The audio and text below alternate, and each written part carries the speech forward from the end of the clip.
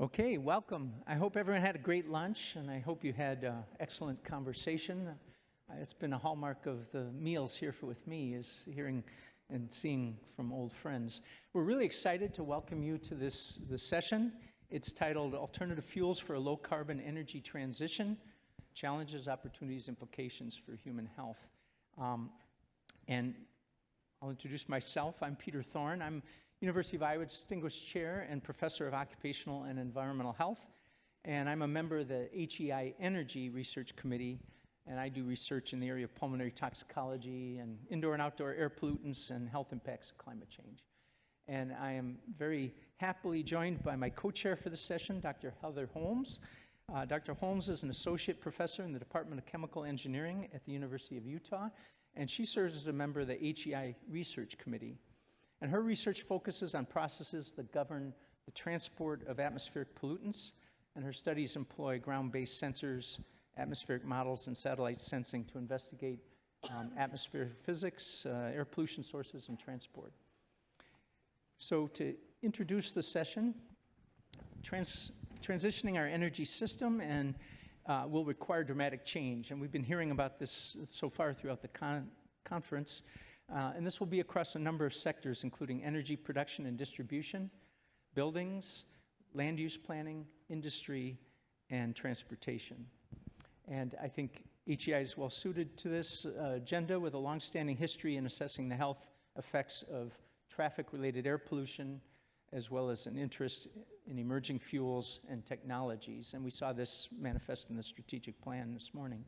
So in this session, we will explore the topic of alternative fuels in a changing transportation infrastructure, and we'll focus on on-road transportation and the types and combinations of fuels, from electricity to biofuels, ethanol, hydrogen, and their inputs that will support an evolving vehicle fleet, including impacts to greenhouse gas emissions, air quality, and of course, environmental justice implications. So I'll now turn the podium over to my co-host, Heather Holmes, who will introduce our first speaker. Heather? Thank you. So it's with great pleasure that I'm going to introduce Jonathan Lewis. He is the Director of Transportation Decarbonization for the Clean Air Task Force, and he leads their effort to help bring about a fully decarbonized global transportation sector. He's been tasked with providing a historical overview and directions of where we're going in 20 minutes to set the stage for this session. So we look forward to hearing from him now.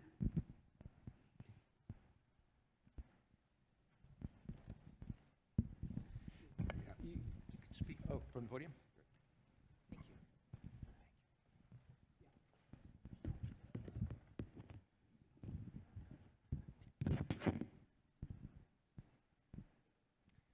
Thank you, Heather, and thank you, Peter. Well, as mentioned, I lead the transportation decarbonization program at the Clean Air Task Force, and we spend most of our time thinking about how we are going to secure the energy carriers that we need to fully decarbonize the global transportation sector by mid-century. We don't spend a lot of time on the history of fuels, but looking back at the kinds of fuels that have been used and why they've been used is hopefully a worthwhile exercise for thinking about how we're going to overcome the challenges and take advantage of the opportunities that face us going forward. So, the arrows. So, okay. Where are we? So, since 1950, the transportation sector energy consumption has grown at a mostly steady rate. It surpassed industrial sectors' energy consumption about 40 years ago, and it's poised to catch up with the energy sector soon. The vast majority, as you can see from the lower left, the vast majority of that energy is consumed in the form of petroleum fuels. If everything were normalized to gasoline, the total energy consumption in the United States transportation sector is about 250 billion gallons of gasoline equivalents per year. As you can see from that chart, gasoline makes up for about 129 billion gallons of that, and distillates, mainly diesel, account for another 55 billion gasoline gallon equivalents. So that's where we're at.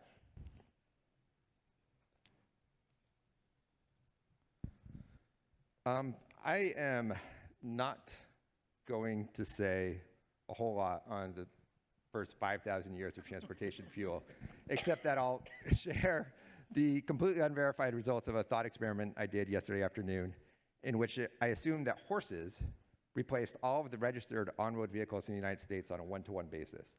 There are 283 million registered vehicles in the United States. If those were all horses, and those horses all ate 20 pounds of hay per day, that would require 920 billion tons of hay per year. US farms generate around 4 tons of hay per acre per year. So that means that roughly 230 million acres, or a little more than 25% of total US farmland, would be needed to keep those horses fed.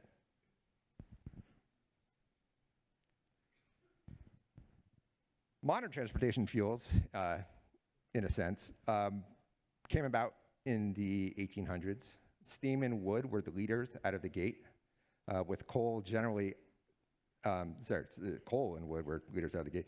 Coal generally outcompeting wood in most ship and rail markets. However, wood-fueled trains hung on in the United States into the late 1800s, by which point the demand for fuel that they were generating was putting a strain even on the vast forests of North America. Again, for the most part, though, coal was outcompeting wood around the world. Interestingly, electricity also played an important role in early transportation fuel mix, powering both intra-city trolleys and intercity trains in the late 1800s, early 1900s.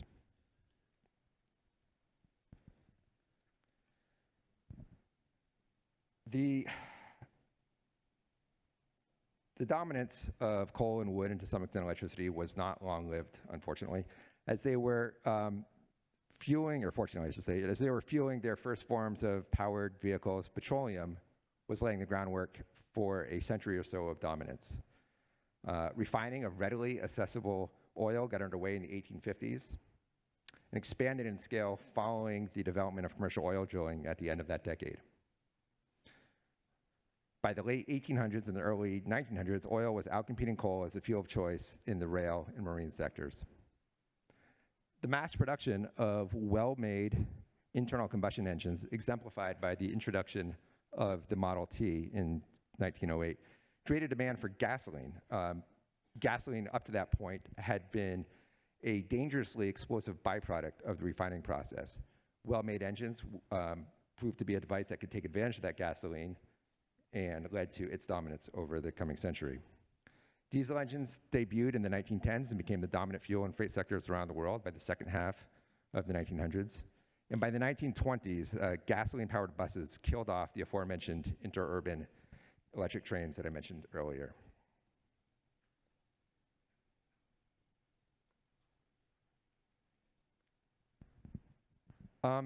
Petroleum dominated the century, but other energy carriers made appearances as well. Sometimes out of necessity, sometimes because alternative fuels offered superior performance. In the first category, that's fuels born out of necessity, the ammonia-fueled buses that operated in Belgium during World War II is a particularly interesting example. There's a picture of one of those buses in the upper right there. Ammonia, or NH3, has no carbon atoms, so it emits no GHG when it's burned. If hydrogen and nitrogen feedstocks that are used to make the ammonia can be sourced and combined through processes that emit no greenhouse gases, ammonia could support zero-carbon transportation systems. There are lots of challenges that need to be addressed for that to work, but 80 years later, ammonia is showing some promise as a decarbonized transportation fuel, particularly in the marine sector. Other examples include the range of transportation fuels that are made from coal that Sasol and others, well, Sasol in particular, produced during the apartheid era in South Africa. And at the cleaner end of the spectrum were the electric cars that gained a little bit of traction during the 1970s energy crisis. Meanwhile, in the 1950s, the United States Navy began deploying nuclear reactor-fueled submarines in surface vessels, not out of necessity, but because nuclear propulsion offered several advantages over liquid fuel-based systems.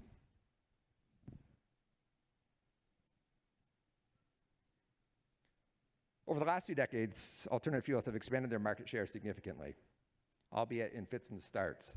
The United States, Europe, and Brazil instituted policies that mandate or otherwise subsidize the consumption of biofuels.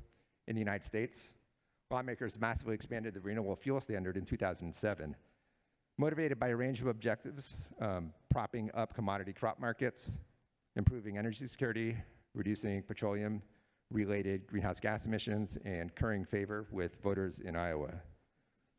The production of conventional biofuels like corn, ethanol, and soy-based renewable diesel has grown dramatically, but the environmental benefits of those fuels are modest at best. And biofuels made from cellulosic material, which was nominally a key objective of the Renewable Fuel Standard, have not materialized.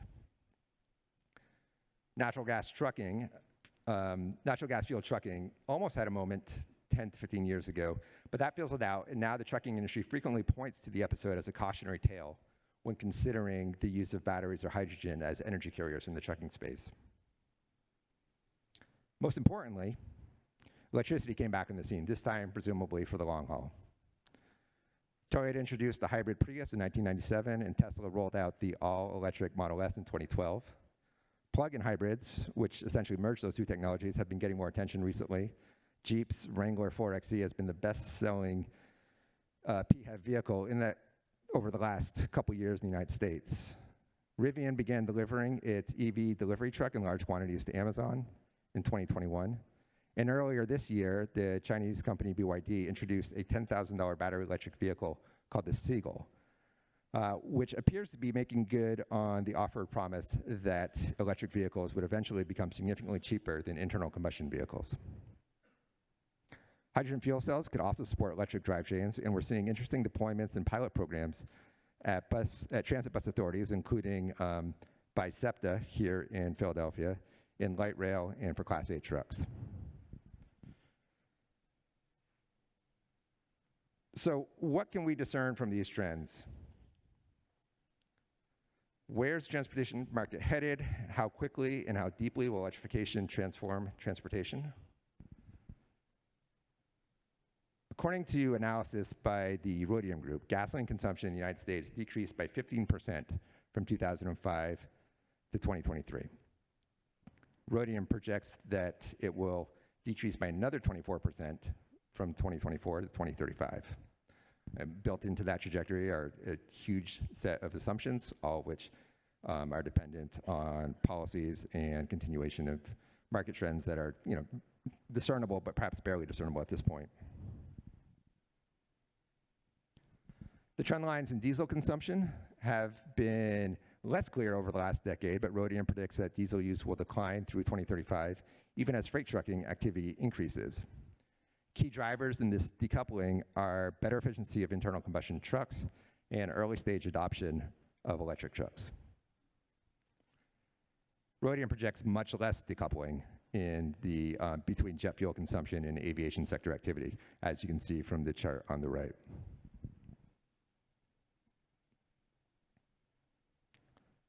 So what about battery cars? The projections from Rhodium, which are sort of broken out into high or optimistic, medium, and low or pessimistic bars here, they put battery electric cars, Rhodium puts battery electric cars somewhere between 10 to 15% of total light-duty vehicle sales in 2025. Those sales are expected to increase over the next 10 years. Rhodium projects that BEVs will account for between 35 and 70% of light-duty vehicle sales in 2035, which, it should be said, is a pretty large range in potential outcomes. The REPEAT project at Princeton predicts that BEV sale levels will be at a higher end of that range. In this chart, you can see a number of different projections that the REPEAT team is using to develop its own estimates, which are represented here by the red dotted line that runs up the middle. So Princeton's projection is that battery electric vehicles will account for 86% of new light vehicle sales in 2035.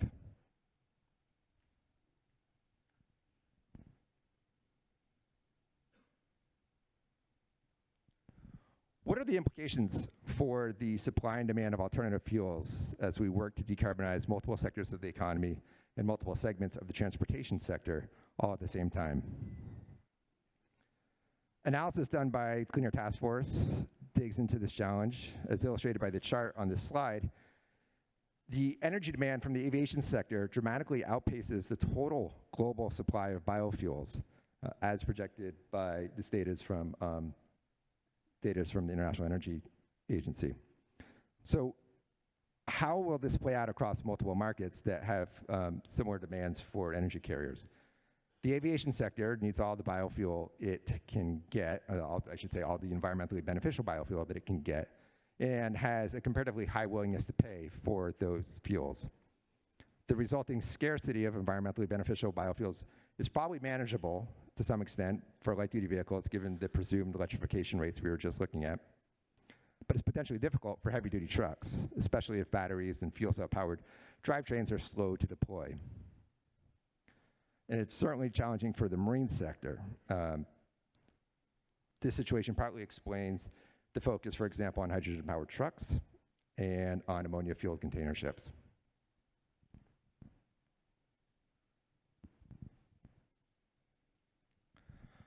I'll wrap up by making the somewhat obvious point that policy has played and will continue to play a major role in shaping how transportation fuel markets transition away from petroleum toward lower and zero carbon energy carriers. In the United States, we have standards, vehicle standards and vehicle subsidies, and we also have a large and largely dysfunctional biofuel mandate. Some of the better measures were passed as part of the 2021 Infrastructure Investment and Jobs Act and the 2022 Inflation Reduction Act. What we need, in addition to or instead of some of those policies, is a clean fuel performance standard. Such a standard would require a gradual but very deep reduction in the carbon intensity of all transportation fuels sold in the United States transportation market. The success of these types of policies is predicated on, among other things, the use of a robust life cycle analysis for determining the fuel's carbon intensity, as well as safeguards that prevent over-reliance on unsustainable fuels and feedstocks. Cleaner Task Force and others here at this conference are working with congressional offices to try to develop a clean fuel standard for the federal level.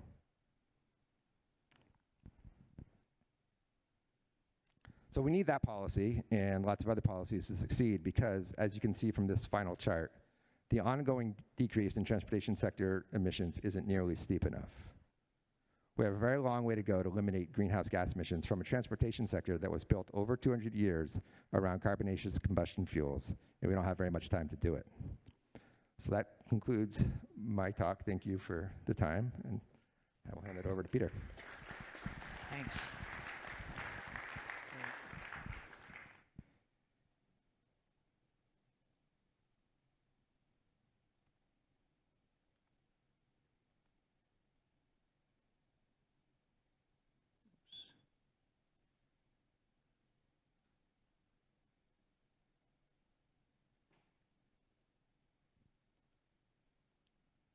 Okay, we misplaced the file where you had those. Do you know where those were? Sorry. Well, while we're getting some help here, I'll introduce our next speaker, who is Vikram Ravi. He's a staff researcher at the National Renewable Energy Laboratory, where he studies air quality, public health, and environmental justice aspects of energy systems transition. And he uses state-of-the-science chemical transport models and reduced complexity models, thank you, to assess and quantify air quality-related co-benefits from biofuel generation and air and use and vehicle electrification and decarbonization. And I think your slides are all set to go. Thank you very much.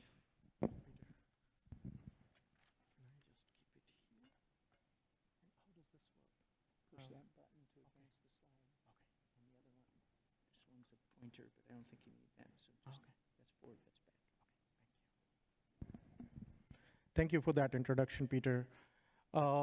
I'm going to talk about equitable transportation electrification, or rather, can we make it equitable? Can that transition to electrification of vehicles be equitable? And I'm going to talk about some lessons that we learned from the LA100 studies and path forward from there.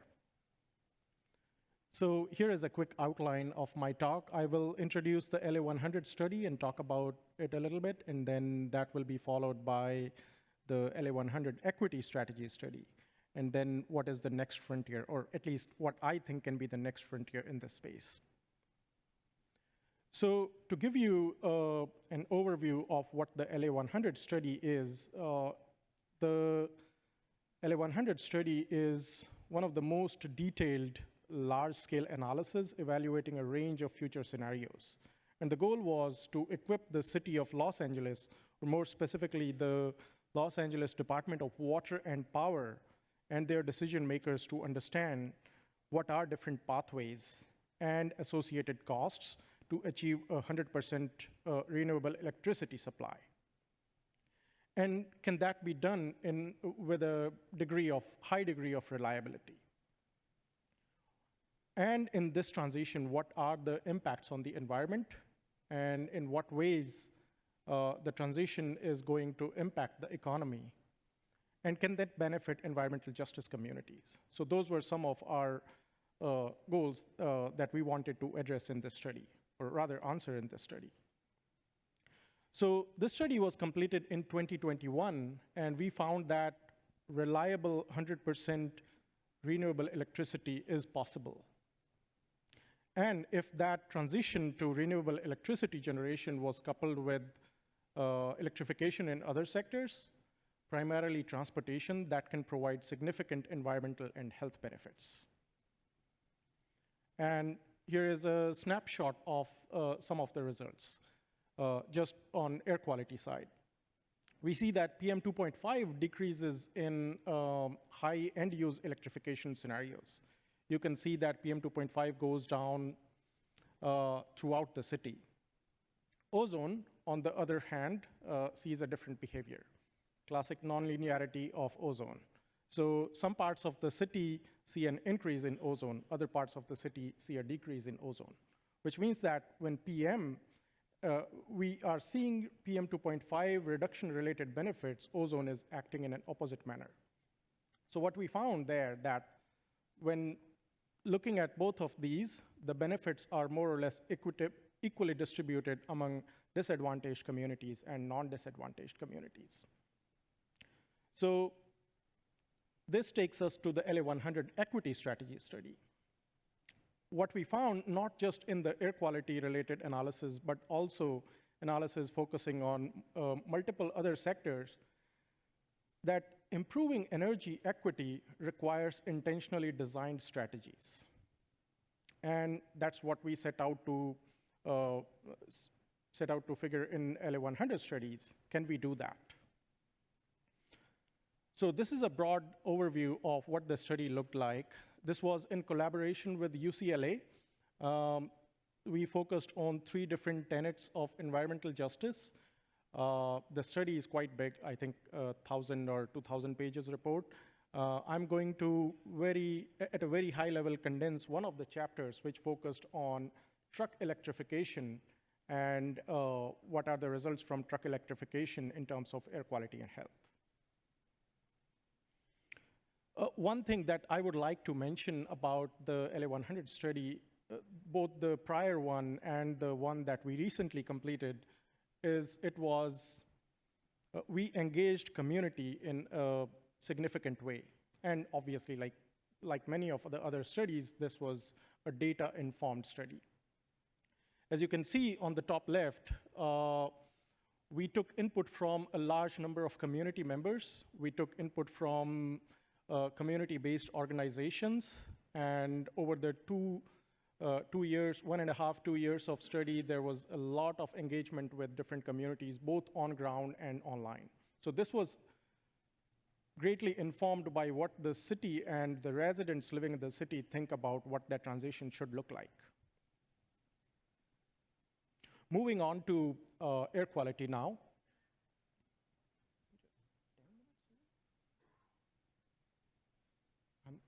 Okay. Oh.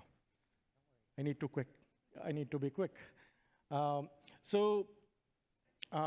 We focused on the heavy-duty trucks. So in the prior LA100 work, we focused on light-duty vehicles. But we excluded heavy-duty vehicles at that time.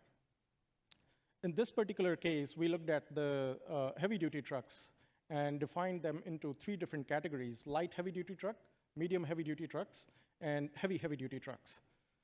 I'm sure this is not a news to anyone in this room that heavy-duty trucks can be a significant source of NOx emissions.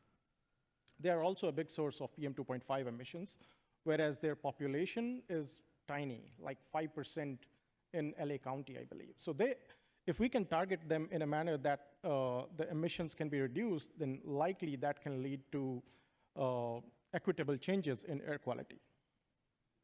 So we focused on a number of different electrification scenarios, going from a low of 15% to a high of 65%. The last one there is really unrealistic.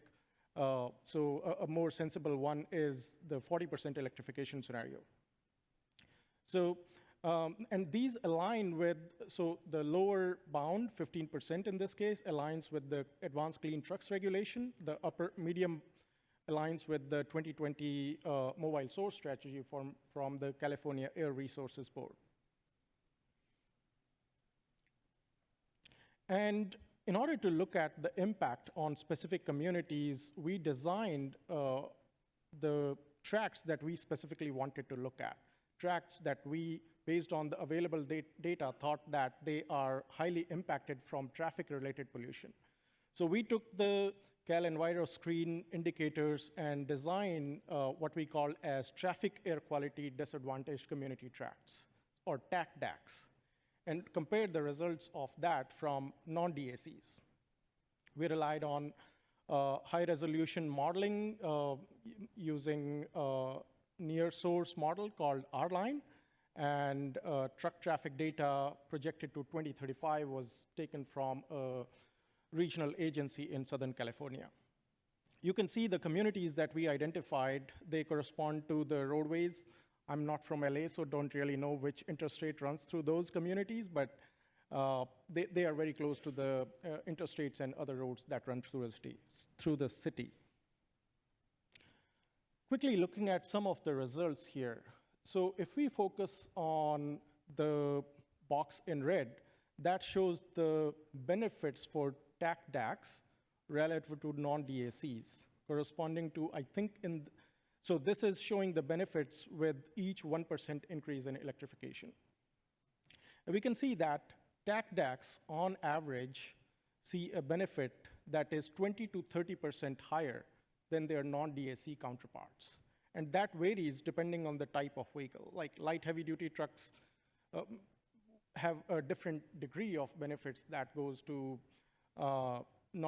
TAC-DACs compared to non-DACs, and similar variations are observed for other vehicle types.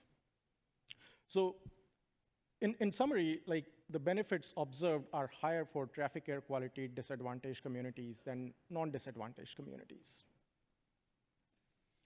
Here, I've shown the benefits from all 3 different types of trucks that we analyzed. NO2-related benefits, as well as PM 2.5 related benefits. As we can see here, NO2 related benefits are higher than PM 2.5. One of the reasons for that was NO2 sees a sharp decline compared to PM 2.5, because if we electrify the vehicles, there is still going to be tailpipe emissions, non-tailpipe emissions, and PM 2.5 does not decline at the same pace as NO2 does. So from there, if we think about these electrification for truck scenarios, what that is going to mean in terms of the power grid, what kind of pressure it is going to put on the power grid.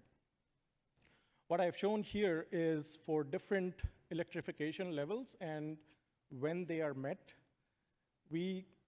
the LA Department of Water and Power, the local utility, will require anywhere between couple of hundred gigawatt hour per year to more than 1,500 gigawatt hour per year. And the corresponding charging infrastructure requirement is also huge.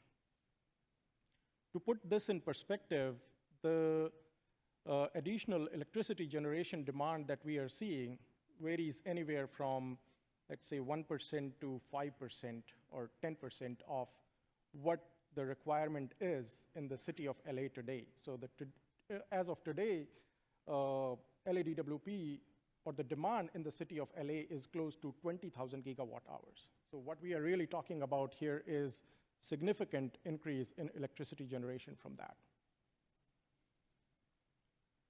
So to sum up, traffic air quality DACs are going to benefit much more than non-DACs, or 20 to 30% more than non-DAC counterparts. And even within the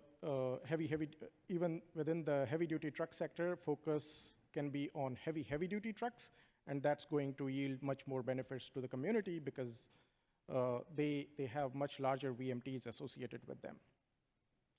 LADWP announced how the study will be used to implement charging infrastructure and EV rebates and the benefits that can go to the community in that case, and you can find more about what those plans are through this QR code. Thank you. I think I'm done. Let me switch the side while you're doing this. Sure.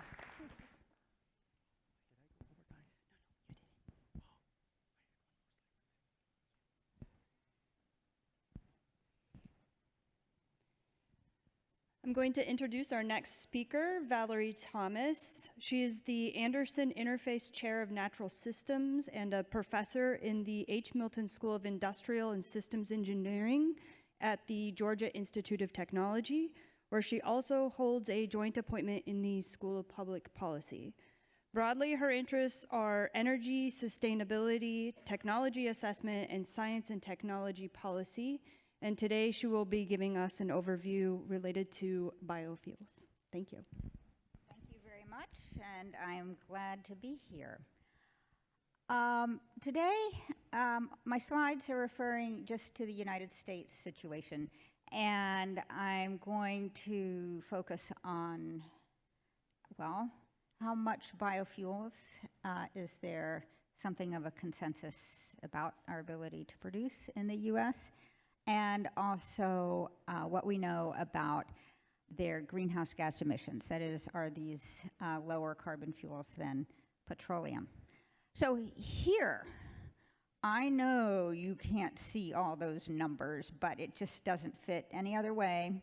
This is a chart from the most recent billion-ton study, came out just last month, from the US Department of Energy, which every some number of years has looked at, well, how much material is there in the United States that could appropriately, by their analysis, be used to make biofuel.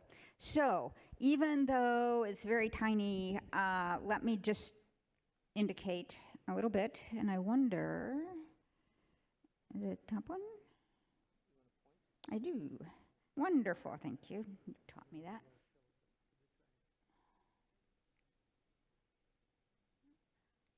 The gray area, the gray chart at the bottom, that represents the entire US energy consumption, and the y-axis shows quads. We use about 100 quads, that's quadrillion BTUs, annually.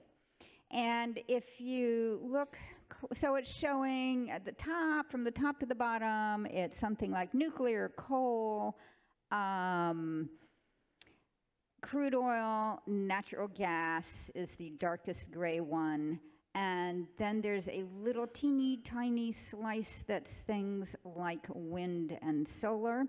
And then below that in yellow, that's current biofuel in the US. So a small amount, about 5% of the total energy consumption in the US. Then you go up to the colored ones on the top, that same small gold bar at the bottom is the first, let me just try again. No, the first gold bar there, that's the current use of biofuel in the US. So in fact, bioenergy. Here is a larger version of that portion. And the rest of the bars are, a very large team of workers who have worked, scientific workers who have worked on this sometimes for decades, of prospects for additional bioenergy production in the United States. So the yellow bars on the bottom, that's agriculture, plus forestry and wood, and municipal solid waste or other waste. Notice it's shown there both in the currently used for energy, and the next bar over is near-term prospects. The next 3 bars are estimates for a mature market, low, medium, and high, and then the last bar is emerging. So, in broad perspective, the highest bar over on the far right shows about nearly 2 billion tons of possible biomass that could be used for bioenergy in the US. And the number of quads is about 28, which is about a little less than a third of current US energy use. That is the most extreme scenario. So just as a small other review here, right above the gold is a series of brown bars. There are small numbers in there, which are the costs of the feedstock. You can get more feedstock if you're willing to pay more. So some of the largest numbers there are for plastic waste, up to $290 per ton. I did a quick calculation that could add a couple of dollars on to, say, a gallon of some gasoline replacement. In the green there, that's small diameter trees, other forest waste, logging residues, and forest process wastes. In the orange, that's ag residues and ag processing waste. In the light orange, that's energy crops, herbaceous and other, including woody at the top. In the blue aqua bar near the top, that's microalgae if you can produce it for $500 a ton or less. And the very top darker teal block is microalgae if you can produce it for $650 per dry ton. So that would be several dollars per gallon right there just for the feedstock price. So I spent a lot of time on this, but one of the points that's perhaps useful to understand is there's a limited amount of biofuel that could possibly be made in the US without whacking out our ecosystems completely or destroying other markets. And that's, somewhere in the 10-20% level. We cannot even replace all of the transportation fuels with biomass. It's just not currently in the cards. Here's another view of exactly the same thing, and I won't belabor it. Here, however, is a different view. This was created by the Department of Energy, different office, several years ago, so it refers to the last version of the study rather than the most recent, but it hasn't changed that much. What you can see so it shows the first 2 bars are current fuel use for transportation in the US by fuel. So it includes jet fuel, residual oil, diesel, gasoline, and some others, and the modes that it's used for. The large green bar at the front is the gasoline at the top. The third bar shows DOE projections of the future in 2050. It's the Annual Energy Outlooks reference study. Notice, interestingly, the 2050 bar is a little lower than the bar for the current time. 2019 was what the study used data for. So that's projecting not that there will be less people using light-duty vehicles, but significant electrification, although not total. Then in the final box at the end is just an expansion of the lower part, which is the amount used for aviation, that's the blue, and heavy trucks, which is the orange, as well as maritime and rail. That amount in 2050 is projected to be larger than the amount used today. Aviation, as I think at least one of our other speakers said, is expected to grow unrelentingly. And then next to it is one estimate of the amount of biofuel that the US might make. So notice the very far bar, how much biofuel we might make, and just aviation and trucking and some rail, it almost matches up. And my reading of kind of the whole community is that if biofuel is continued to be used, biofuel is expected to be continued to be used, and that it would be transitioned toward aviation and heavy-duty trucking and rail and other transportation sectors that are hard to electrify, because the others, at least conceptually, could be electrified. Notice also that that green bar at the end, it's not just monolithic. It includes everything from starch, which means corn, to vegetable oil, that means soy, and other things, agriculture, forestry, energy crops, municipal waste, and algae. So it's, if you're trying to make this happen, it's not so easy. Okay, let's look at corn.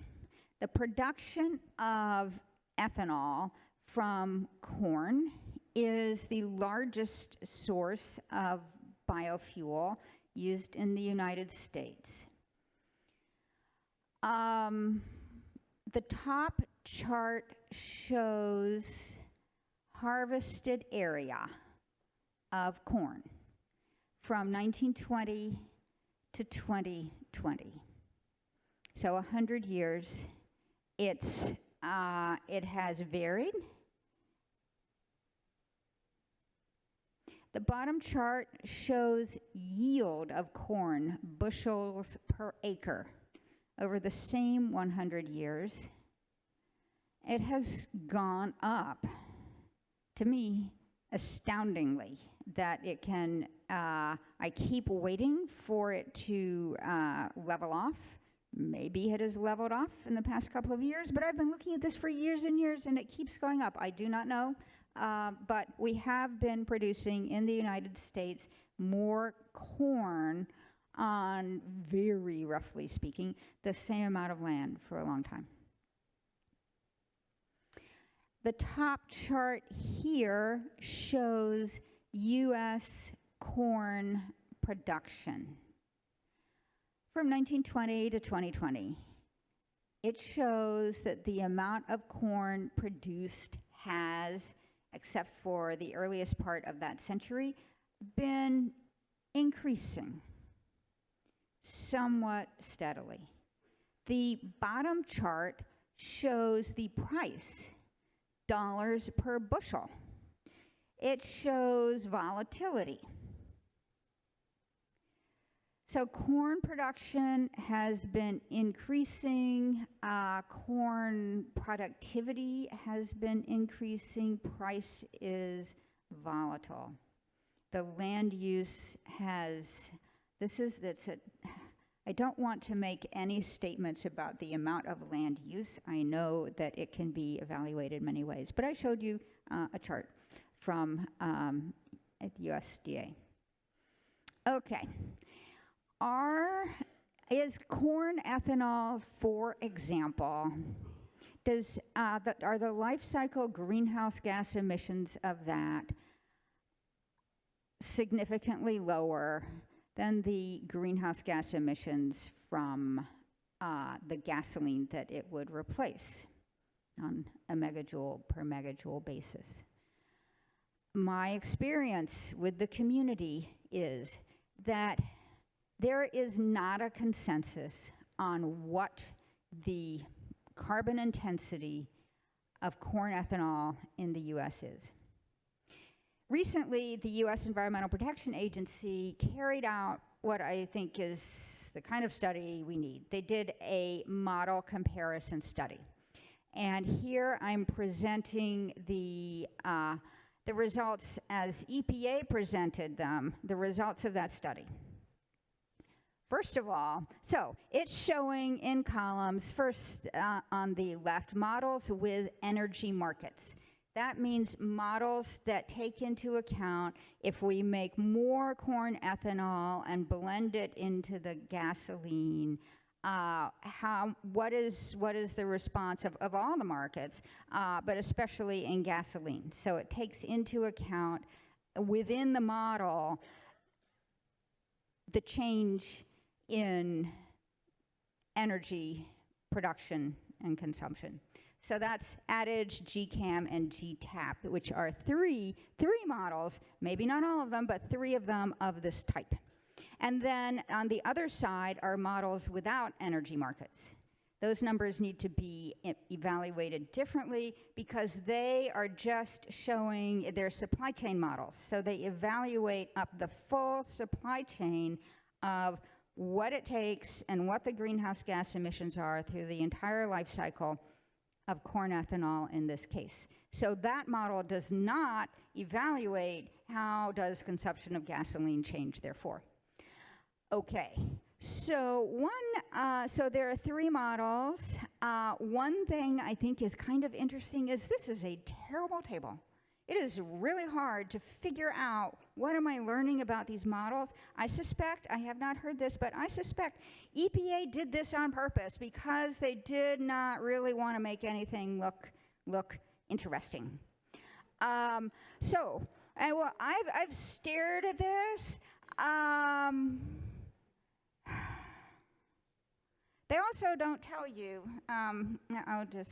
they don't even tell you, well, what is gasoline? So I can compare these numbers to something. They don't tell you that either. I'll just tell you, I won't tell you the exact number, but it's around, what are the units? They don't put the units on their table. That helps it to be non-upsetting. But these are all grams of carbon dioxide equivalent per megajoule of fuel.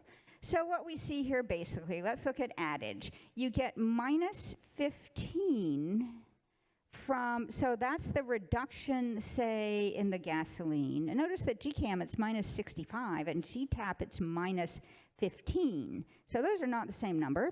The biofuels, that's a different label, so it doesn't even track across here. Crop production. There are emissions from producing these crops, 14 and 16. Those are kind of similar. And then there are these other things, including land use change. If we use land and our products to make a fuel that already was used in some other market, that market may respond by making more corn on other land. Turning that land toward corn production could have impacts on greenhouse gas emissions from potentially even removing trees or plowing the land. There can be land use changes. The land use change here, -1, plus 31, 6, 13, or 8. This, by the way, is an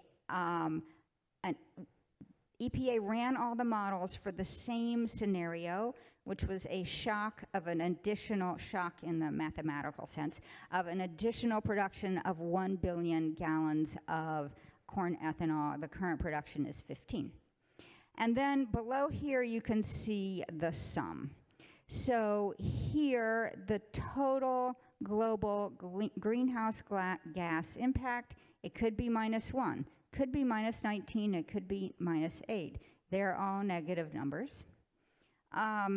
again, to see this a little better, I took their numbers and made a chart. So here are the results from the three market models, which show that there are positive emissions from crop production and land use change, and negative results from displacement of energy from fossil fuels.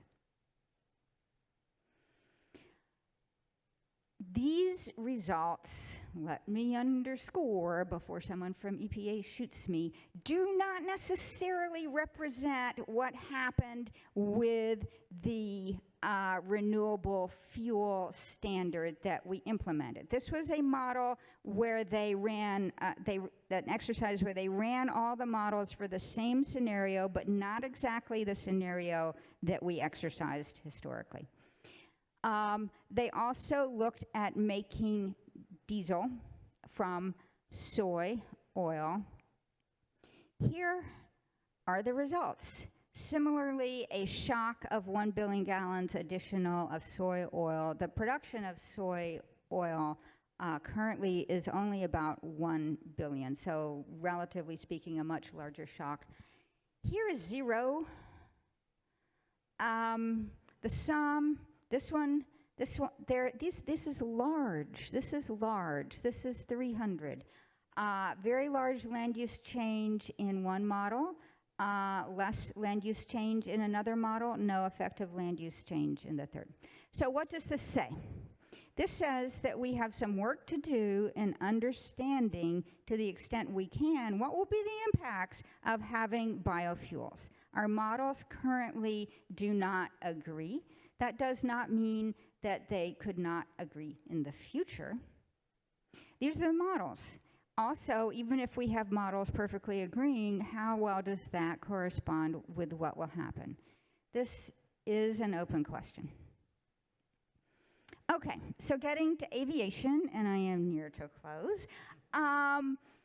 One area of the hope, what are we going to do about aviation? Maybe nothing. You know, we're going to walk away from this reduced greenhouse gas emissions fantasy. If we do something about it, could we electrify the airplanes? Yes, if you're willing to have a small airplane and not fly very far. There are options that are not biofuels. Power to liquids is one. I could discuss them, but I won't. You can have hydrogen as a fuel that will require replacing the entire fleet, which could take a long time. You could free up more biofuel by making sure that the heavy-duty freight trucks are electrified or use hydrogen.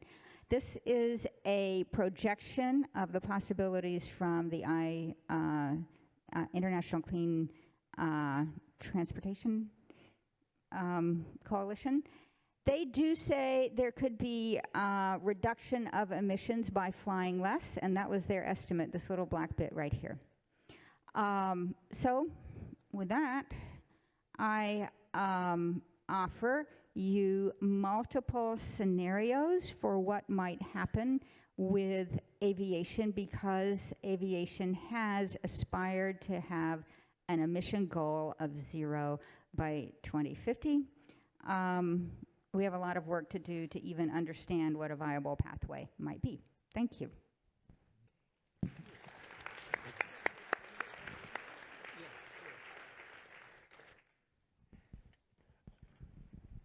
We do a little dance up here.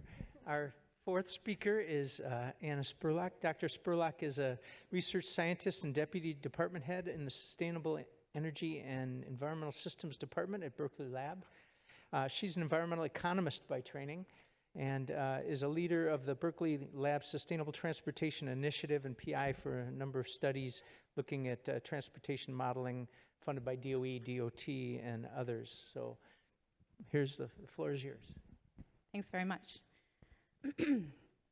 Okay, so I'm going to talk today about a project that we call Build AQ, and I'm going to give just a little background for like the motivation of where this came from. Basically, I actually think, you know, Vikram's talk about the LA 100 as a nice sort of microcosm of like a specific local case of a similar type of exercise, but the idea behind Build AQ was to have something that could speak to sort of federal scale policy and interventions, and in particular to think about Justice 40 and to have some tools to look at the distribution of benefits with respect to transportation electrification.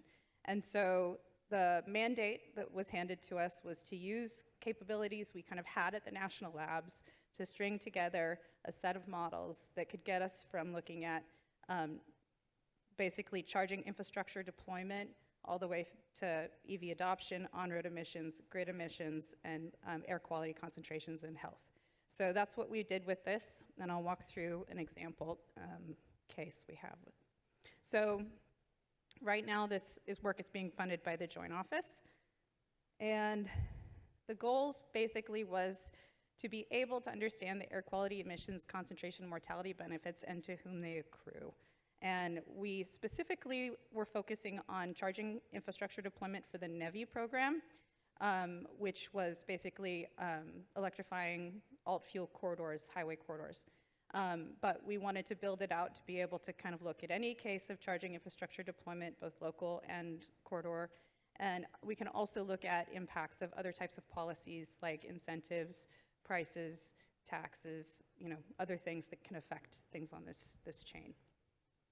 So what I'm going to talk about today is an example case where we took the first year state plans for the NEVI charging infrastructure deployment as the infrastructure deployment scenario. And then we also have the IRA purchase incentives and grid kind of greening incentives in the IRA also baked into the scenario analysis. So this is basically the string of models that we pulled together to do this exercise. And so we use a model called Tempo for the EV adoption. And I should note, right now this is only focused on light duty vehicles. Within this pipeline, we actually have the ability to look at heavy duty as well, but we wouldn't have endogenized adoption in that case, but we could have fleet electrification or fleet, like zero emission fleet scenarios that we could look at with the heavy duty side. But we're talking about light duty right now. So as I was mentioning, we have a set of capabilities that let us look at both the impact of where those chargers go in and then the adoption, where the adoption occurs, and then where that utilization of the vehicles on the network occurs to get the more accurate level of the on-road emissions from that, kind of conversion of that from ICE VMT to EV VMT and where that happens, and then the on-road emissions. And then on the grid side, we have changes in the charging load profile given the adoption and changes in the grid emissions from that. And then both of those feed in, the on-road and grid emissions come together and are fed into InMap for the air quality concentration analysis and the health impacts. So just to kind of walk through a case, what we've done here is a case of all the state plans from the 11 states of the Western Interconnection, just as sort of a case study of demonstration of this initial interconnection of these tools. So these are preliminary results. We actually already have updated results since I had to put the slides together for this, but it gives you an idea of what we're looking at. So basically the baseline is having infrastructure deployment held at 2022 levels. And then the scenario is, like I mentioned, the NEVI charging infrastructure deployment plus the IRA purchase incentives when we're looking at EV adoption. So the map just shows the distribution of the changes in EV adoption relative to the baseline, and this is out to 2030. So relatively shorter timeline. Our most recent results we have run out to 2040, and we have some tweaks to some of the modules. A key takeaway here is within the Tempo modeling of EV sort of adoption, there's a pretty strong underlying trend in the baseline of ramping up of EV adoption. So the marginal impact beyond that baseline of the charging infrastructure deployment and incentives is relatively small, given the current assumptions that were used in Tempo for like projected fuel prices and purchase prices. So, but what we have is we have overall 3.3% increase in EV adoption relative to the baseline in 2030 in the WEC region. And we see that in general, the increase in the share of the fleet made up of EVs is a bit larger in this disadvantaged communities compared to non-disadvantaged communities across most of the states, with a couple of exceptions. Then, as I mentioned, that feeds in on the on-road side to an analysis of where the EV VMT penetration changes. So some takeaways from that, we have that across the whole WEC region, EV VMT increased 8.1% compared to the 2030 baseline, and electrified VMT increases a bit more in disadvantaged communities than in non-disadvantaged communities. So again, a little bit more marginal, but a relatively disproportionate benefit to disadvantaged communities.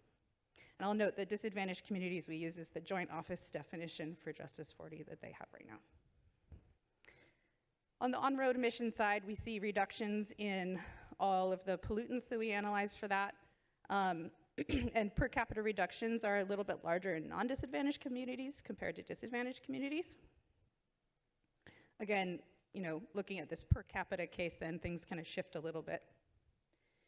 And then we see on the grid side, so we have changes in the charging load associated with the increased penetration of EVs. And we have this kind of by balancing area across this region, which was used for the analysis. It's not that intuitive, but basically the idea here is you're just looking at the relative increase in charging load compared to the baseline scenario across different subregions in the grid. And then we look at grid emissions. And just to note, in the grid emissions scenario, we also, like I mentioned, build in new generation cambium standard scenarios, which build in projected changes to the grid fuel mix from the IRA incentives. So what we see is that power generation from, and what we've broken down here is a little bit of like where those power generating units are located in terms of disadvantaged communities or not, and then breaking down the pollutant, the relative change in pollutants, and the relative change in the power generation by fuel type, just to kind of look at this in a couple different ways. I think the main take, I mentioned here like a couple things are a little higher in DAX than not, but really it's not that different across disadvantaged communities and not. This all then feeds in, like mentioned, into INMAP to give us a picture of the changes in the air quality concentrations, PM2.5 concentrations from this combined scenario, and then health impacts. So what we see is that there's a significantly improved PM2.5 concentration, especially in more populated regions, which you can kind of see in the white parts of this mapped version of the relative impacts. And mortality benefits across the WEC we have, and again, remember, the marginal impact of the scenario, given that there was a pretty strong underlying adoption in the baseline, is relatively small. So the kind of impacts down the line are relatively small. We see about 97 avoided deaths per year by 2030 just for the marginal benefit of the scenario relative to the baseline, which is about 1.2% of the premature deaths in this region due to transportation emissions, according to one source I found. And we also find that in population normalized terms, DAC regions experience proportionally higher mortality benefits than non-DAC regions from this combined impact. So just a few highlights.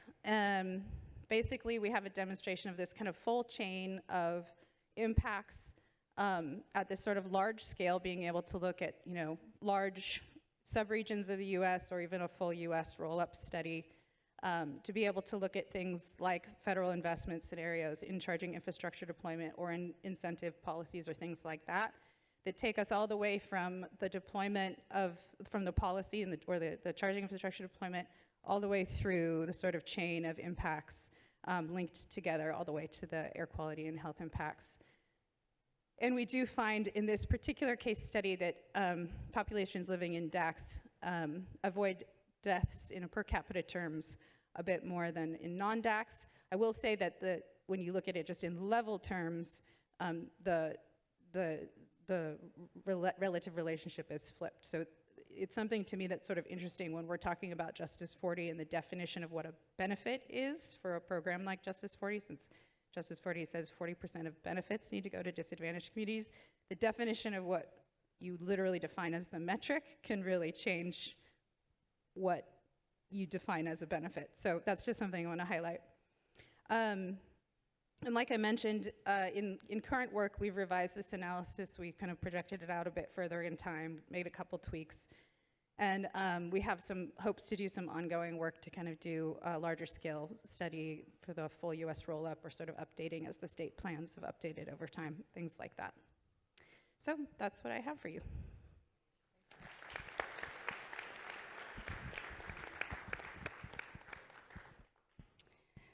Okay, so I would like to thank all of our speakers for providing us with some good insight to start our discussion. So right now we have about 30 minutes to have discussion. There are 2 microphones here in the aisles, so I would invite the audience to come up. To begin, though, as you're formulating your questions, I'm going to ask one question for all of the speakers. So you were tasked with providing a broad overview. Now, just quickly, like 60 seconds or less, can you tell us what you either think the next critical step is to advance your work, or what's one thing that's practical or not that would push your work beyond what is capable now? Is anyone chomping at the bit to go first? I could go first. Okay. I'm going to go first because I'm going to steal what other people are going to say. Well, no, I agree with what's been said a couple times, both in the session and otherwise, that, you know, this especially when we're talking about equity, I think trying to shift the focus more and more towards heavy duty is something that I think is really important. And I think, at least in the context of what we're doing in the Build AQ work, which is just one of our various modeling and scenario tools that we work on, but I think if we could have an opportunity to kind of roll that in and look at sort of cross-sectoral, kind of rolled up analyses that kind of combine more things at once, I think that could be really helpful for understanding kind of the lay of the land in the future. Vikram, I see you're ready. Moving. So Anna showed some of the analysis that focused on, like, when we have more electric vehicles, that is going to have an impact on the grid. I showed something similar, but the ones that I showed was just focused on the city of LA. LA is particularly unique. It's a very clean grid. It's an islanded grid to some extent, so it does not depend on outside areas. There will come a time, hopefully, soon, when the grid is clean, so it doesn't really matter where we are drawing that electricity from. But in this mid-transition phase, I think it is really important to understand, like, if we have more and more of light and medium and heavy-duty vehicles electrified, the electricity that is being drawn is in such a way that it has less impact on some of the disadvantaged communities. One way to do that is, can we think of coupling the models that are used by electricity PJM or other independent system operators? In that direction, we are working on a coupled model that can take both electricity demands in a region and what are the impacts of electricity generation in the region. And I think that can be one of the mid-transition phase tasks that can further reduce the impact while we try to get to a phase where almost everything in the grid is clean and there is no impact from drawing electricity in that grid.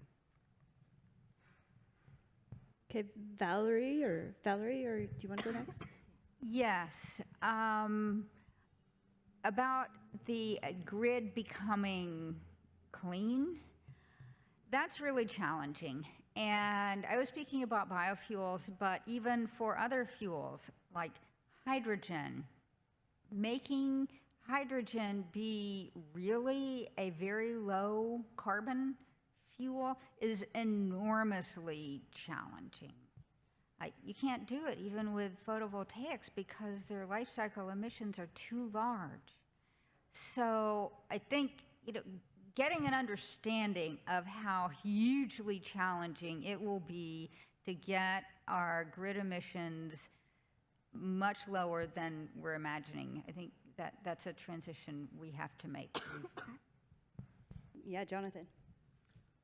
I'm a policy advocate, not a researcher, and so my hope or my request here is something to help the policy world think through some of these questions. And biofuels, we spend a lot of time talking about biofuels. They are, as Valerie indicated, a part of the solution, not even a very large part, but they're the part that the hardest parts of the transportation sector are looking to as their path forward. And so biofuel carbon intensity estimates are characterized by a lot of scientific formal uncertainty, and then there's a huge range of results, so that's sort of, I guess, an informal form of uncertainty as well. Some of that uncertainty is probably resolvable, some of it may not be, and so we're going to have to make really important decisions on how we're going to try to decarbonize the transportation sector without really knowing the answers to some of these questions around what the environmental impact of producing and using biofuels are. And so what I would really appreciate is from the scientific community in particular is a framework for legislating, for producing policy in that context of high uncertainty. Great, thank you. So now I'm gonna, so state your name and affiliation, please. My name is Chad Bailey from EPA's Office of Transportation and Air Quality, part of the Office of Air and Radiation.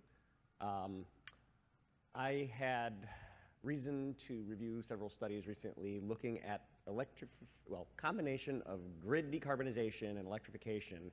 And one of the things I've come to realize is that if you talk about the fleet in any one area, that's not necessarily where the emissions are occurring. So most areas of the United States, because of all this grid balancing that takes place, and I don't know about it, purchase electricity from other parts of the United States. The reason I'm asking this question, there's a couple studies I read recently looking at the equity impacts of RGGI and the regional greenhouse gas initiative in the Northeast and its impact on equity and decarbonization. And there was another paper that was done looking at California, and they both said these things made emissions in disadvantaged communities / various other metrics worse because we increased the amount of natural gas being burned because they were decarbonizing, and this shows these kind of trading programs are a bad thing. Well, in their assumptions, these programs, a lot of times these states just stopped buying from coal plants in other states.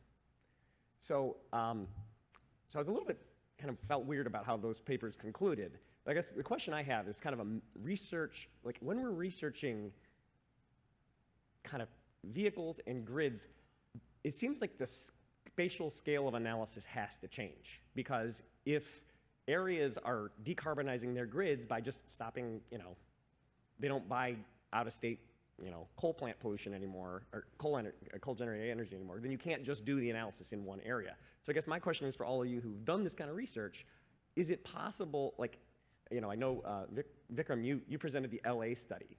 Did you look at this kind of issue? And I guess a general rule of thumb for future research, does every analysis now need to be a national analysis if we're going to really capture the full life cycle of emissions? Okay. So the LA 100 study did look at entire Western interconnect.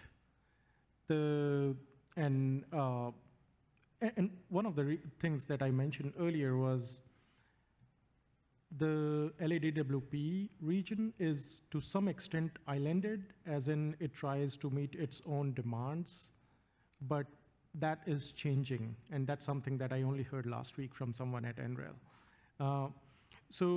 But I completely agree that when we are thinking about these benefits, we do need to think outside of the study area.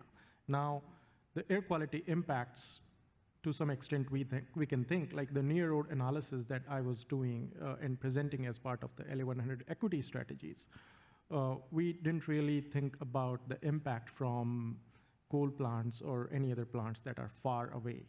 Even LADWP, until recently, had a plant in Utah that they were drawing electricity from. That is being switched to hydrogen now. So I think it is critical that we need to, especially when thinking of environmental justice related impacts, we need to think more broadly than just within those communities, especially when impacts on the grid are involved. Now, I'm thinking about that, but that doesn't mean that it is really doable, because simulating the grid at that scale is really expensive.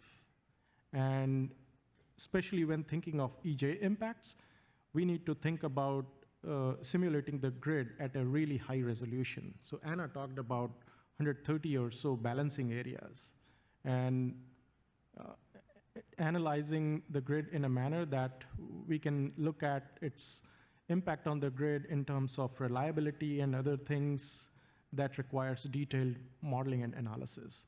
So I think the scope of the studies keep growing up, and at times we just have to put a break on, like, what do we need to think about and at what scale we need to think about.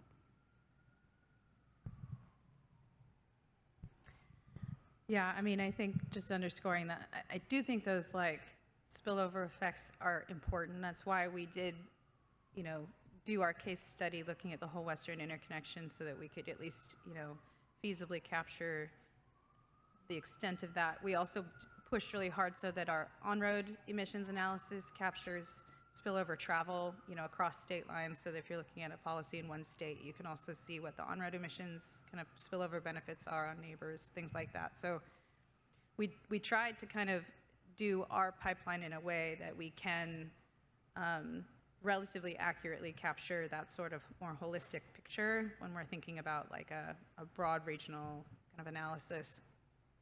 But again, my favorite quote is, every model is wrong and some are useful. That's always going to be true. And so I think what's really important is just to be really transparent about exactly what question you're asking of your model, and being able to articulate whether you're asking the appropriate question of the model that you do have, right? So as long as the scope of the question sort of fits with what can be done, it's fine.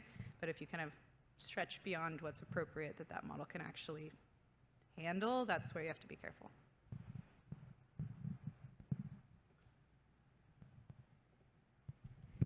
So I think this is directed to you, Valerie. The Energy Independence Act of 2005 envisioned a transition from corn ethanol to cellulosic ethanol that would be fairly smooth. And where we are is, 85% corn ethanol now for that production. And you suggested that there may be a quite marginal benefit over gasoline of corn ethanol as it stands now. And the models show a variation in land use change from -1 to 31, but the Lark paper shows like 70, I think. So there's models out there that show that there's no net gain over gasoline. In fact, it's worse in terms of its carbon intensity. I think you left us with the impression that the models really are not robust to account for this, and yet projections are that we're going to need much, much more of this. So I'm left wondering, where are we going to be with this? What do we need to improve the models, and how can we better execute a transition beyond corn ethanol to all these other sources that you showed us? Okay, thank you for the question. So it's not easy, and it's an art to predict the future, which is what all of these models of the future, land use of the world are. So it's inherently uncertain, and we have to take it as seriously as, say, climate models. There have been years and years and years of climate models that are not agreeing, and these land use models are physical models and they're economic models. And then a policy we should at least get enough confidence that a fuel policy will take us in the right direction, even if we can't quantify it. And then we should be able to have checks along the way, in the same way, a similar way, an analogous way to, say, economic policy of setting interest rates and seeing what happens to inflation. You do what you think will make sense, and then look at it. Hi, Georgia Gamble, Imperial College London. My question is to Jonathan. The UK government just last week actually announced a mandate for 2030 for 10% sustainably generated aviation fuel. My question is essentially what's required for both policymakers and for us researchers in order to help inform the development of these mandates and also the selection of which fuels would be best for future use. Thank you. Yeah, the first challenge around sustainable aviation fuel policy is this sort of assumption that is certainly true in the US policy space, and I think true in Europe and the UK as well, that sustainable aviation fuels, or SAF, are some monolithic entity, and they're sort of all created equal. That needs to be interrogated really carefully.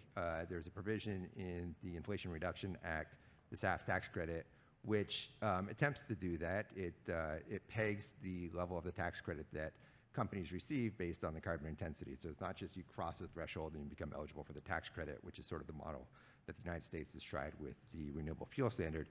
It actually provides more reward for better fuels. So then the question becomes, how do you distinguish good fuels from bad fuels? How do you determine what the carbon intensity is for each of these fuels? And that's where we run into these analytic problems that Valerie's been discussing that are really pressing. And in the United States, again, sorry for answering your question about the UK with thoughts on the United States, but in the United States, right now, tomorrow, in fact, we are expecting to see the release of a new life cycle analysis from Argonne National Lab that is supposed to specifically address the challenges of estimating the carbon intensity of sustainable aviation fuel. We don't know where that's going to come out, and I can't even tell you necessarily what specific attributes this SAF-specific version of GREET is going to have. But the fact that the original version of GREET was sent back to Argonne for further work was a positive development. Whether or not it turns into anything useful in terms of our ability to, again, distinguish good biofuels from bad biofuels, or a good SAF from bad SAF, is important. Another thing, the last thing I'll say is SAF policies, subsidies, or mandates around the world. Again, not only do they treat SAFs as like sort of all the same, or not only do they have that tendency, they also, the very term sustainable aviation fuel is often used synonymously with biofuels.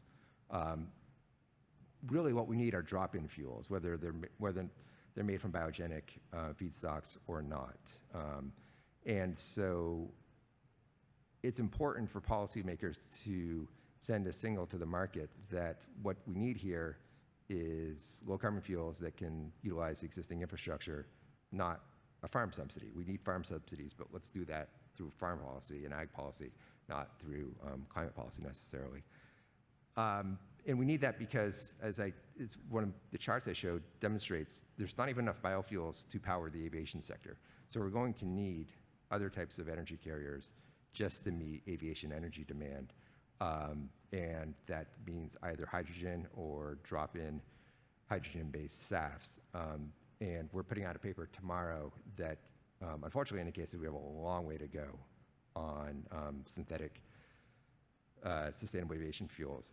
The costs associated with producing low and zero carbon or very low carbon hydrogen are just enormous. And so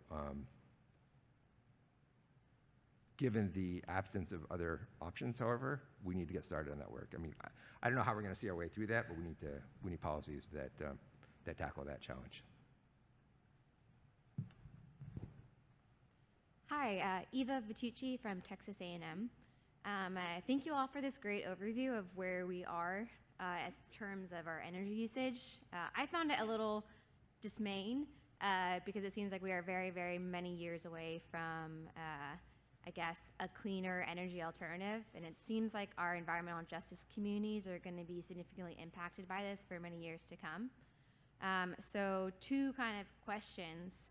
Have we thought, or is there a movement on pushing for reducing our usage? It seems like that's kind of the main outcome that might increase our impact on climate change in these environmental justice communities. So pushing for fewer flights or more ride sharing, bicycling.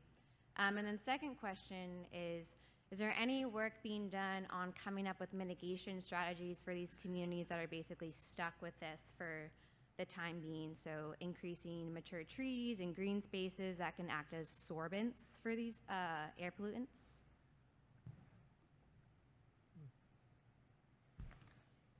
I'll jump in really quickly to say certainly reducing energy consumption is a huge part of the solution.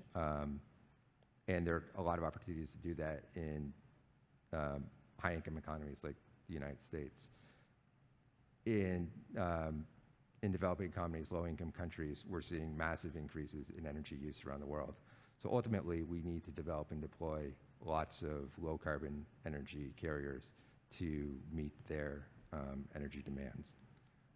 In terms of mitigation options, certainly there are a lot of biogenic options. We also need to very carefully explore mechanical sequestration options as well for direct air capture, direct ocean capture, technologies like those. To jump in on that, I'm so glad you brought it up. I've been thinking about that, not only in terms of just the impact directly of the policy on air quality in DAC communities, but also for many of the policies supporting electric vehicle adoption. There are free rider effects. People who would have bought an electric vehicle anyway get the subsidy. So the free rider effects of the electric vehicle policies go to the rich. If we had policies to encourage bus riding, for example, there would also be free rider effects. Nicer buses, they would come more often. Those free rider effects would go to the poor. And so I think in terms of evaluating the benefits of policies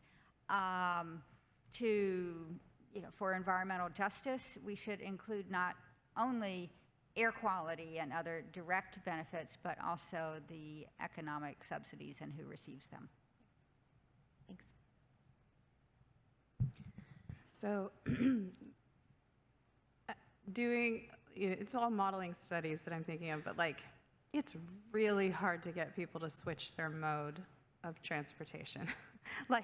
When we do all of our various models we have that really dig into that on more micro level, it's really hard to move the needle on mode shift. And it would take a lot of investment in a much higher quality public transit system. This is my take. Maybe it's overly pessimistic, I don't know. And that takes sort of a will to invest in sort of this public good thing that I think is, I perceive to be a tricky sell in the US compared to some other places. So I think it's important to think about ways to kind of reduce consumption or reduce VMT, things like that, but it's a really difficult nut to crack. At least that's my sense from the various work we do looking at that. Yeah, sure. So I think what's really needed is targeted implementation of policies. We saw one example, what LADWP is doing. They are providing EV rebates.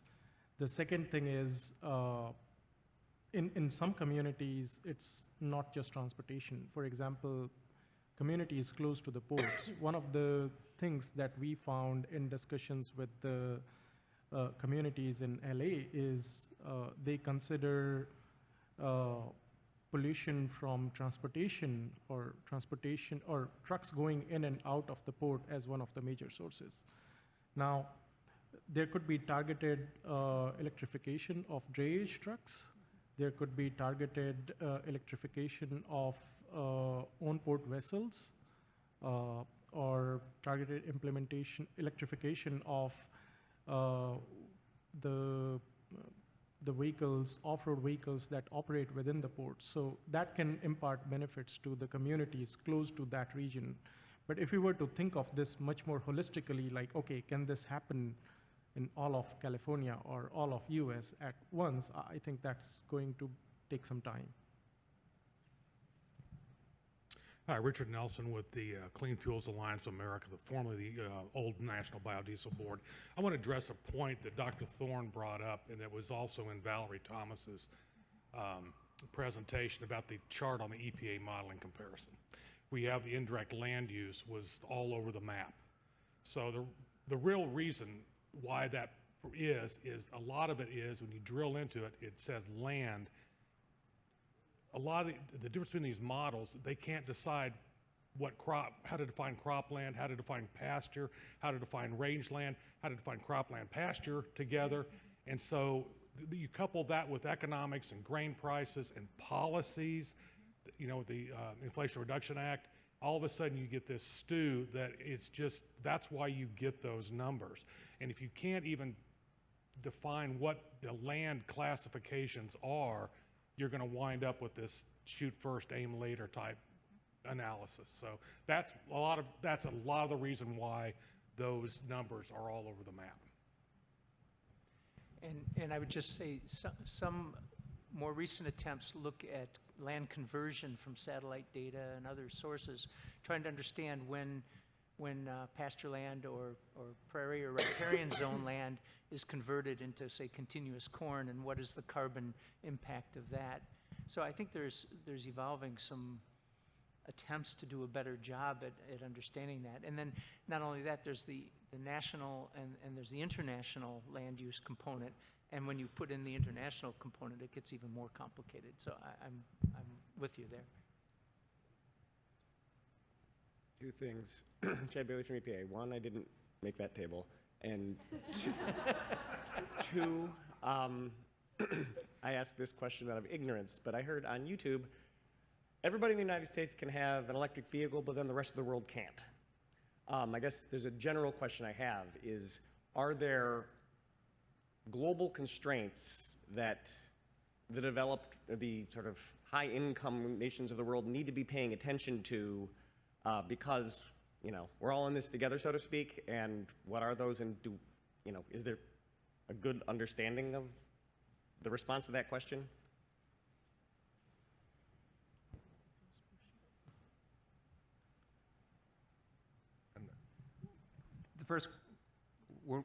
I think we might have missed the first question, but were you asking whether or not it's technically capable, or is technical capacity to provide all? So I heard this person say, everybody in the United States can have an electric vehicle, but then the rest of the world cannot. So that's item one. Item two is generalize that, and are there other kind of constraints that we have globally that if we're thinking about it on a national by national basis that we're overlooking? With respect to the first question, CATF hasn't done a very deep dive on that, but there are definitely constraints in our ability to produce enough batteries to electrify all the vehicles in the world. That is based on a lot of assumptions and current knowledge around battery chemistry, among other things, that are highly likely to change over the next several decades. So it's a great question. From CATF's perspective, we have sort of no idea whether or not that's doable. I agree, and also with all of this discussion of electrification, the batteries have to be recycled, and we don't have that system yet. And to the extent that we do have that system, we're recovering just some of the elements that are needed. So that's another piece of this future projection that is not filled in. Hi there. I'm Laura Myers from Kaiser Permanente, Northern California. The presentation about the pollution related to airplanes really got me thinking, and in some other conferences like American Thoracic Society, attendees can actually buy a carbon offset with their registration, and I was curious kind of the thoughts about that, as well as the fact that there's really a push to have some virtual option for conferences in order to be kind of cast a wider net for participation, but also because of the environmental effects. I would just chime in. I was on the Environmental Policy Committee for A2TS when we had the decision to do that. Along with that, we thought about running an algorithm that would tell us where to have the conference so that it minimized the overall transportation of the attendees. And of course, that couldn't be by bicycle or car. It had to include air transport, which is how most people get to the meeting. And but then when it came to the leadership wanting to host the meeting in the places that would be optimal, which are mostly in the center of the country, we got some pushback. But I think many organizations, societies are thinking about that and what is the carbon footprint of this conference, and trying to take actions that can reduce that. And carbon offsets is just one little bit of that, and that's not even the biggest part, really. So I applaud you for bringing that forward. Okay, we'll take one last question from Mike. Hi, Mike Lehman, UC Davis. I guess I'm a little bit overwhelmed by the uncertainty in the discussion, all the different pieces of this and predicting the future. But then we come to the estimating the health effects, and I don't see uncertainty bars on that. And, you know, what does that leave policymakers with having to make decisions? We're not going to say, oops, I invested $1 billion in this fuel option. Now I want to undo it and try something else because it isn't yielding benefits. But yet we're trying to make these decisions now. And we're not putting uncertainty bars on the health benefits or how it's going to affect disparities of exposure. And I don't know how to put that uncertainty bar on there. You know, when we've grappled with this before, we've thought about expert opinions. You just need multiple independent groups estimating the same thing, and your table from EPA doesn't agree, and so you don't have confidence in it. You know that there's uncertainty there. Do we need more of that in this game?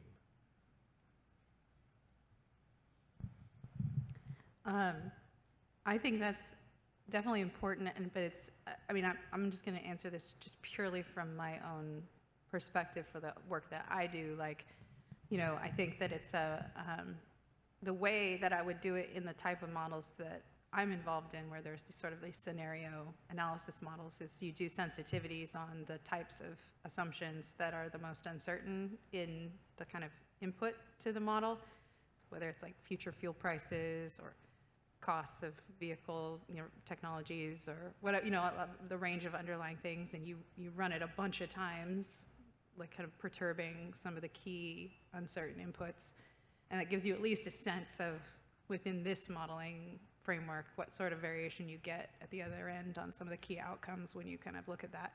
But it just is very costly to do that, because just computationally and time-wise, like it's very difficult to kind of run enough of those things, depending on the model and depending on the context. But to me, I think that's the lowest hanging fruit way of doing it for the kind of scenario analysis tools that, you know, kind of talked about in a lot of these conversations today.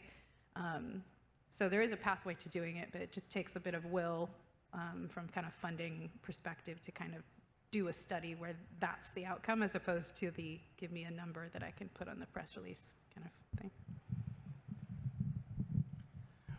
So great question, Mike. I think I did do uncertainty analysis, did not include it here. But on just one aspect, like health impact functions, for example, do have an uncertainty associated with it. So we do simulate that, but that's just one piece of uncertainty in the whole analysis. And echoing what Anna was saying, that if we were to do all of that, that just becomes too expensive very quickly. Now, should that be done? Yes. Can that be done? I I would say it can be, but is there enough time and resources available to do that, to do it in timely manner? I think that's a big question, because we can continue expanding on this, but really understanding like what are some of the most important challenges in terms of quantifying the uncertainty, and just focusing on those could be the next steps. So I'm going to just quickly summarize some thoughts. I think the uncertainty thought is a pretty big theme with all of this, right? And so borrowing on past experiences we've seen in communicating uncertainty, like the climate community when COVID happened and the uncertainty around modeling that. So what are things we can learn from historical fuels that we heard about and new fuel introductions, uncertainty in science that translates through policy, and designing our scientific experiments through understanding the policy question maybe that needs to be answered. Integration across disciplines, so the economy, human behavior, air pollution, health, policy. I mean, this really has to encompass everything. And then to the scales that we talked about. So looking at this in very micro community scale, but there's global impacts, right? Like we get a lot of our energy resources from abroad. So if we aren't thinking about this globally, we're also missing the scale there. So I think this session nicely hits on all of the different contexts that Ellen showed this morning for the new HEI strategic plan, right? We can't think about these things in silos. It's not energy or environment or health or global health. Really, this session is highlighting the importance of energy and the environment and health and global health and understanding the impact on disadvantaged communities. So I want to thank all of you for sharing your perspectives and giving us insights into our discussion. I would like to thank the audience for participating. It was nice to have such great questions from all different disciplines. That was lovely. And Dan is in charge of telling you what happens next.